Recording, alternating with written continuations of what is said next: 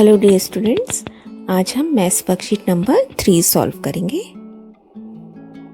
जो कि ग्राफ पर बेस्ड है। तो ग्राफ की बेसिक्स हमें बहुत अच्छे से पता है। दो एक्सिस बनाए जाते हैं बेटा। हॉरिजॉन्टल लाइन जो होती है उसको एक्स एक्सिस से हम शो करते हैं और जो वर्टिकल लाइन है, सीधी खड़ी लाइन है, उसे हम वाई एक्सिस से। उसके बाद ये जो डार्क लाइन्स है इस पे हम अपने नंबर्स लिख लेते हैं। इस तरफ पॉजिटिव 1 2 3 4 और इधर माइनस में -1 -2 -3 एंड ऊपर इधर पॉजिटिव और नीचे नेगेटिव। तो इस तरीके से हमारा ग्राफ 4 हिस्सों में बट गया, जो कि पहला है प्लस प्लस क्वाड्रेंट, फिर माइनस प्लस क्योंकि इधर x नेगेटिव है और y पॉजिटिव है, ऊपर y पॉजिटिव, ये minus minus and this is plus minus. और जहाँ ये दोनों एक्सिस कट करते हैं उसे ओरिजिन या मूल बिंदु कहा जाता है। और बेटा हम बहुत अच्छे से समझ चुके हैं कि ग्राफ में हमारे हर दो अंकों के बीच में गैप सेम रखना होता है। हमें कहीं भी ये नहीं है कि कहीं आपने इधर ले लिया कहीं इधर ले लिया, तो इस बात का बहुत ध्यान रखना है। देखिए ये हमें कुछ गाइडलाइंस दे रखी है जो अभी हमने देख ली है। नेक्स्ट क्वेश्चन है, निम्न ग्राफ को ध्यान से देखिए और प्रश्नों के उत्तर दीजिए। ए के निर्देशांक माइनस ए इज 2 3।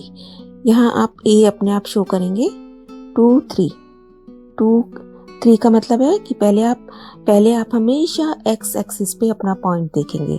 ये जो पहला पॉइंट हमें दे रखा है 2, इसको आप या तो पॉजिटिव होगा तो इधर और नेगेटिव होगा तो इधर।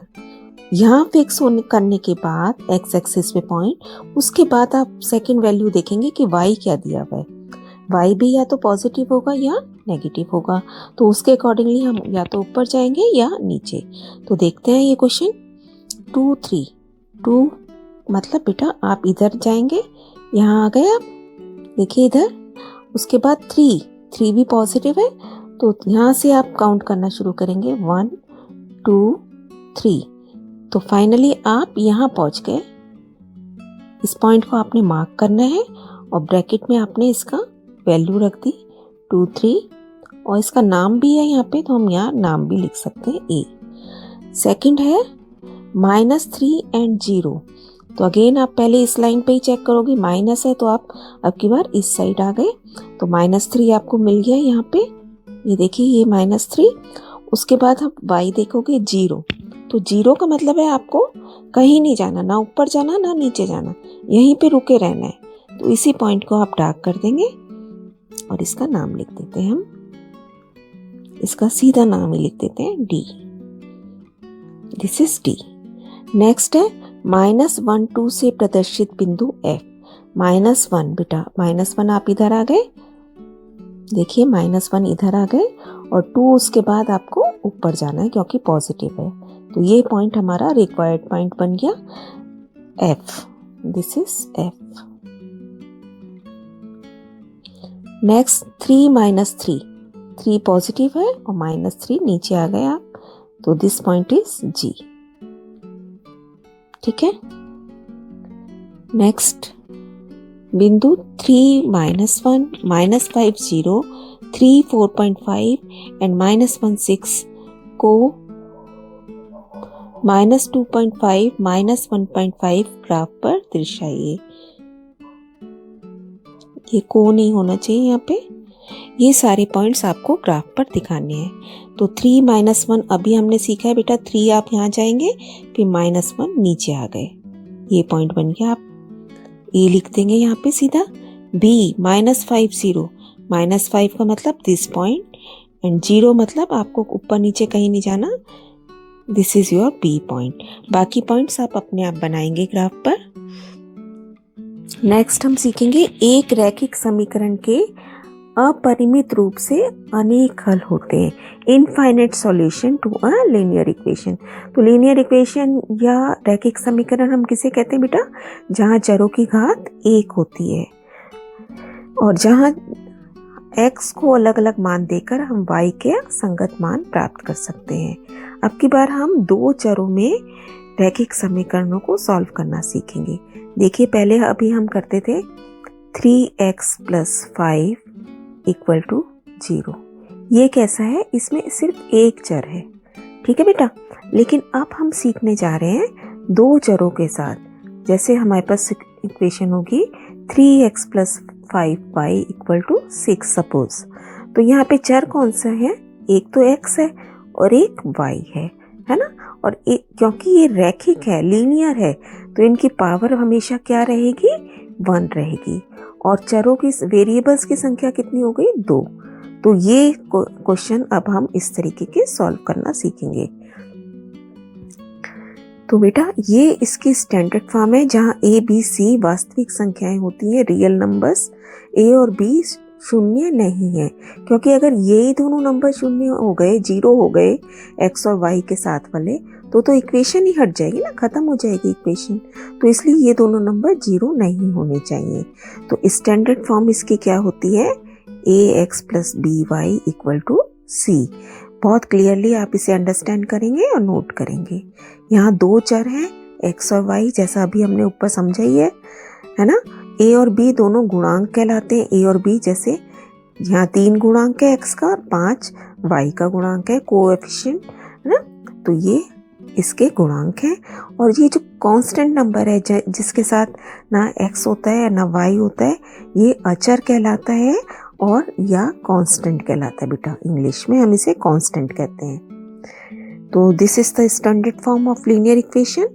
अब हमें ये क्वेश्चन दिया गया है 4x - 2y = -5 में x और y का गुणांक लिखिए और समीकरण का अचर लिखिए। तो बेटा अभी हमने सीखा x के साथ जो संख्या गुणा हो रही है वो उसका गुणांक है। तो देखिए करते हैं इसे। 4x, x को आप छोड़ दोगे, जो x के साथ इसका नंबर लिखा है वो इसका गुणांक है, कोएफिशिएंट है, ठीक है। अब उसके ऐसे ही -2y, साइन हमेशा साथ में चलेगा, y को छोड़ दोगे तो इसका कोएफिशिएंट क्या हुआ, -2। और अचर जिसमें कुछ भी नहीं है, तो अचर कौन सा हुआ यहाँ पे, अचर या कांस्टेंट कौन सा हुआ, -5। आप साइन भी साथ में लगाएंगे। नेक्स्ट देखिए, एक बिंदु जिसका x निर्देशांक और y निर्देशांक समीकरण को संतुष्ट करता है, समीकरण का हल कहलाता है। अगर हम 2 पॉइंट्स ऐसे निकाल लें, वैल्यूज ऐसे निकाल लें जिससे ये पूरी इक्वेशन सेटिस्फाई हो जाए, तो इसका मतलब वो उस इक्वेशन के सॉल्यूशन है। तो क्वेश्चन करते हैं। देखिए ये हमें एक इक्वेशन दे रखी है और ये पॉइंट दिया हुआ है, तो हमें बताना है कि ये समीकरण का हल है या नहीं। इसका मतलब x की वैल्यू आप 0 रखोगे और y की वैल्यू -1/2। तो ये रखने पे अगर ये 1 के इक्वल आ जाता है तो ये सॉल्यूशन है, अदरवाइज नहीं। तो देखिए बेटा यहाँ हम इसे अपने आप से करके देखते हैं। हमारे को दिया गया है 3x - 2y = 1। 3 के साथ आपने क्या रखना है, x की जगह 0 और -2, और y की जगह हमें क्या रखना है, -1/2। अभी हम सिर्फ इस साइड को सॉल्व करते हैं। तो 3 × 0 = 0। और देखिए यहाँ 2 से ये कट गया दोनों, और माइनस माइनस मिलके क्या बन गए, प्लस। तो ये क्या बचा, 1, which is equal to right hand side. तो इसका मतलब ये इसको सेटिस्फाई कर रहा है, ये इसका हल है, सॉल्यूशन है। नेक्स्ट है, हमें खुद अपने आप ये पॉइंट्स बनाने हैं। 4 0 4 4 0 4 को ग्राफ पर दिखाइए और इस प्रकार प्राप्त आकृति का प्रकार लिखिए। तो हमारा पहला पॉइंट है 4 0 4 0 दिस वन। नेक्स्ट 4 4 आपके पास ये आ जाएगा, और एक में क्या में 1 पॉइंट इज मिसिंग है, O is 0 0। So this point and this point आपको अपने आप मिला के चेक करना है कि ये क्या फिगर बनेगी। ये देखिए यहाँ से बिल्कुल हमें क्लियर कट पता चल रहा है क्या फिगर है ये। नेक्स्ट क्वेश्चन, पता लगाइए क्या यह दिए गए समीकरण का हल है या नहीं, whether it is a solution और नॉट। तो बेटा हम सीख चुके हैं 2x + 3y = -1। और हमें रखना है -2 and 1. That means x is -2 and y is 1. तो बहुत केयरफुली आप इसको रखेंगे.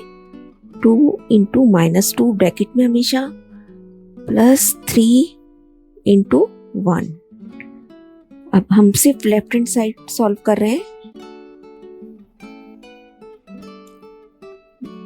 2 into -2 is -4 +3 क्या आएगा सारा सॉल्व करके? -1, माइनस की टर्म बड़ी है and which is equal to right hand side. तो क्या सॉल्यूशन निकला? यहाँ से कंक्लूजन निकला कि ये सॉल्यूशन है. -2 1 हल है या it is a solution of given equation. Next, इसका अचर क्या है? इस समीकरण का अचर क्या है? कांस्टेंट क्या है? तो बेटा कांस्टेंट कौन सा टर्म होती है जिसमें x और y नहीं होते, फिक्स होता है जो कि नंबर. तो कौन है यहाँ पे अचर? -15. थर्ड क्वेश्चन आप लिखोगे अचर बराबर -15. फोर्थ क्वेश्चन, एक रैखिक समीकरण के कितने हल होते हैं? तो हमें पता है अनेक हल होते हैं, है ना, इनफाइनाइट सॉल्यूशन.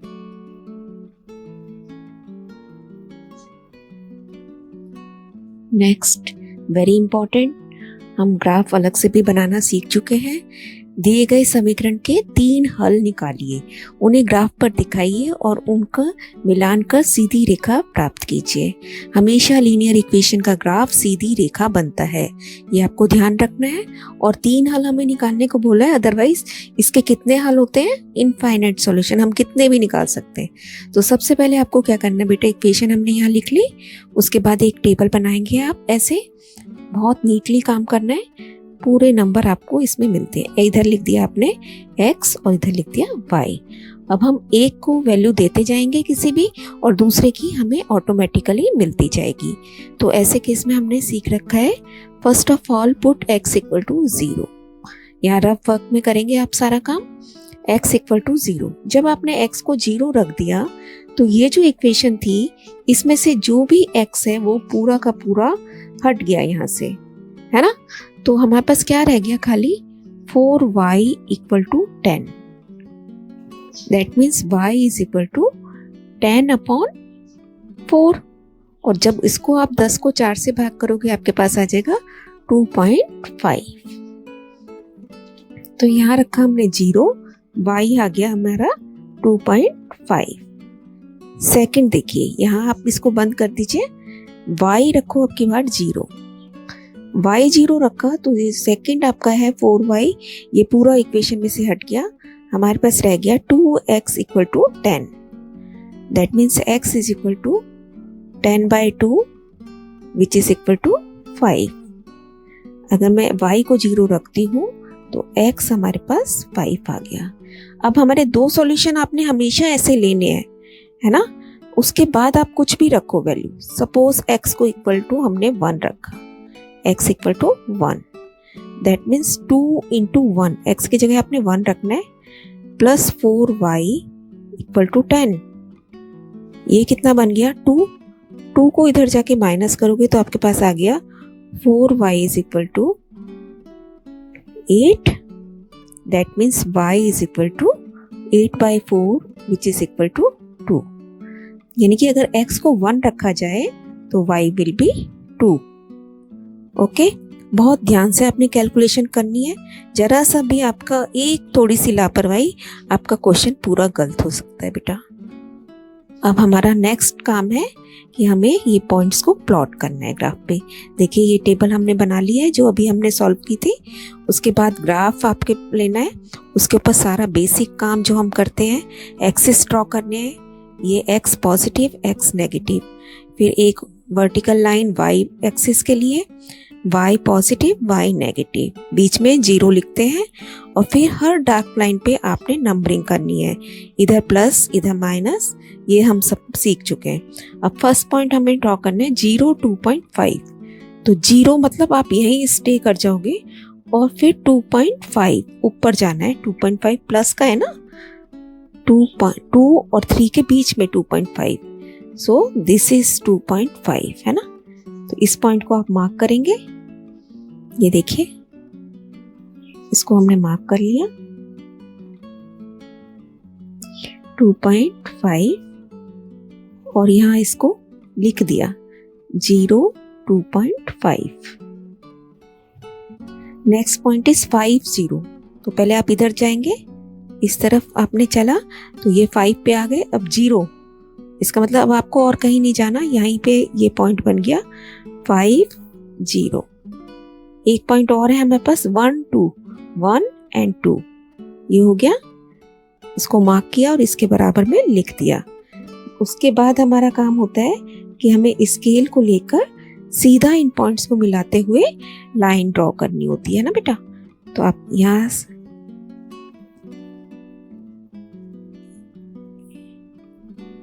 ये देखिए बिल्कुल आप स्केल से काम करेंगे और ये हमारा, उसके बाद हम दोनों साइड्स एरो लगा देते हैं, इसको हम आगे एक्सटेंड भी कर सकते हैं लाइन को। ये देखिए ऐसे एक्सटेंड करके आपने एरो लगा दिया और इसके ऊपर हमने केयरफुली इस लाइन का नाम लिख देना है।